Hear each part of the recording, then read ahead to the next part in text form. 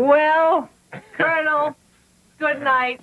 And congratulations. Oh, thank you, Margaret. Thanks for everything. What do you say we do this again in 20 years? Okay. Let's make it 19. That's when mine's paid off. Unless you got a letter from Peg. Good night, Thomas. Oh, here's what I did wrong. I forgot to mention that when the woman walked into the bar, she had a duck on her head. Now it all falls into place. Kind of cute, isn't it? Yeah. Good night, Padre. Good night. Good night, sir. Oh, Cleaner, first thing tomorrow, place a call to Mildred. A real one this time. Consider it dialed, sir. Good night, son. Good night.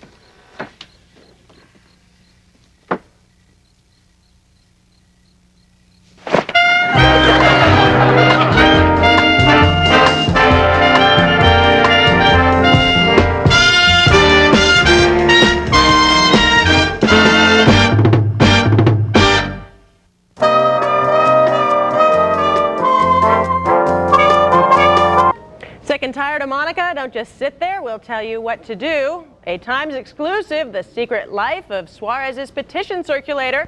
And dig this, Florida's first subway may tunnel under Miami. I'm Amy Atkins, and these are the Times. It's not drive-bys, but drive-throughs that some lawmakers are trying to outlaw. We'll tell you why. Meet a family that's so lightheaded their house is electric. And lingerie online. Victoria's Secret hits cyberspace.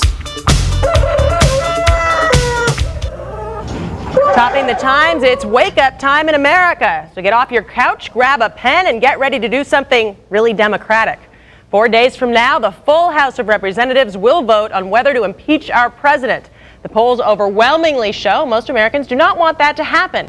And yet, it looks more and more like it will. No matter which side you're on, now would be a good time to have your voice heard. So in the interest of participatory democracy, we're going to make it easy for you. Here's the phone number for Congress, 202-225-3121. Throughout the show, we'll be giving you the names of every undecided representative in the House. You can reach all of them at www.house.gov.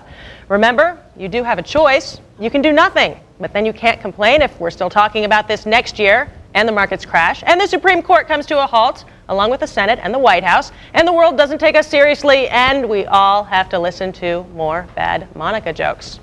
Johnny Chung, no relation to Connie, was sentenced to 5 years probation today. The Taiwanese-born Democratic contributor pleaded guilty to making an illegal $20,000 contribution to the Clinton-Gore re-election campaign. An exclusive here, Times investigator John Mattis dug up even more dirt on one of Xavier Suarez's signature collectors, Edward Smith, who, according to a handwriting expert, forged 44 of the signatures on Suarez's petition for a new election, has a rap sheet almost as long as Suarez's petition. He was arrested last week for trying to mug someone in downtown Miami. John Mattis got a hold of his rap sheet. It's under the name Calvin Smith, and it's chock full of convictions. Lewd and lascivious conduct with a child, grand larceny, burglary, and selling drugs, among other things.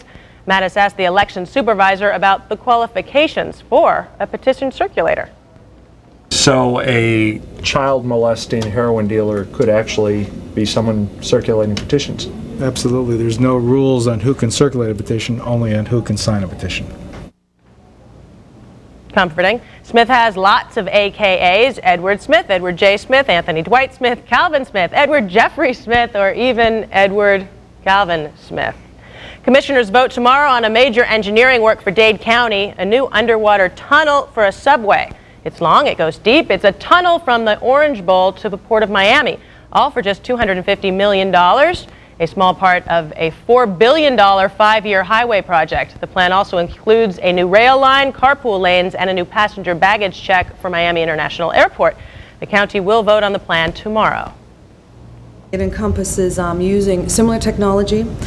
We've discovered that it may be used as was used in the English Channel, a boring technique for the actual tunnel.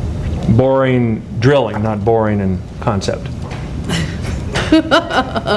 Boring and drilling, yes.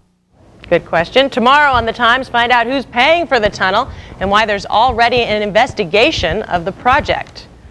Florida Senator Bob Graham went postal today, working as a mailman at the Doral branch.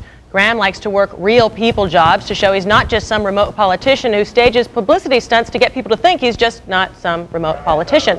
His office says he did not wear a Kevlar vest for this, possibly his most dangerous assignment yet. He lived through the entire day, the busiest post office day of the year. There's safety in numbers, at least that's what the FBI wants you to deduce from their latest crime statistics. The feds say the nation's so-called serious crime rate is down 5% this year. Robberies are down 11%, murders 8%, aggravated assault and rape both down 5%, auto theft is down 8%, and burglary 3%. Some of the reasons cited for the drop on crime: more cops, tougher gun laws, stiffer sentences for violent criminals. Critics say despite the drop, America is still number one. And if you compare the rates of homicide victimization of young men in this country to 22 other industrialized countries, the U.S. is number one. President Clinton is in the Middle East to get the peace process back on track. The Palestinians have agreed to scrap the clause in their national charter that calls for the annihilation of Israel. As you might imagine, the Israelis are more than happy to hear that. It was one of the key Israeli demands at the Why peace talks. You did a good thing today in raising your hands. You know why? It has nothing to do with the government in Israel. Puerto Ricans voted not to become the 51st state yesterday. It was one of 4 choices on the ballot, including independence, free association, and Commonwealth. More than half of the voters opted for none of the above because they didn't like the new definition of Commonwealth. The vote was close. 46.5% voted for statehood. Puerto Rico will remain what it is now, a Commonwealth that does not pay federal taxes and maintains its culture, Spanish language, and Olympic team. Captain Euro is being trashed. A London marketing firm created the not-so-superhero to defend the common currency and get kids excited about spending it. But just months after his introduction, European kids don't know Captain Euro from Captain Crunch, and he's got lots of enemies. Sir Teddy Taylor, a member of the British Parliament, said, quote, "He should be killed off. I think he's dangerous." That's what he said. When we come back, it causes air pollution, traffic jams, and obesity, and they want to ban them in Atlanta. What is it? Plus, let your fingers do the shopping at Victoria's Secret. Alicia shows you how in Showtimes. On this day in 1970, Miami Beach residents, outraged about a condominium going up in their neighborhood, called for the resignations of 4 of their councilmen.